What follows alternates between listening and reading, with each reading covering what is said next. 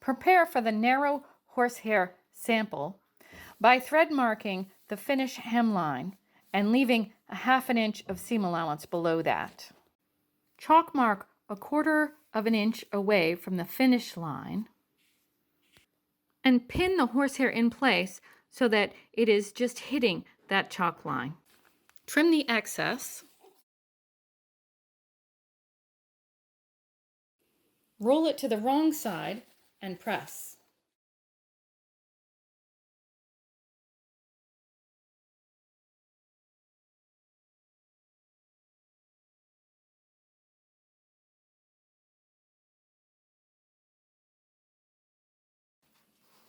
Top stitch the loose edge of the horsehair in place.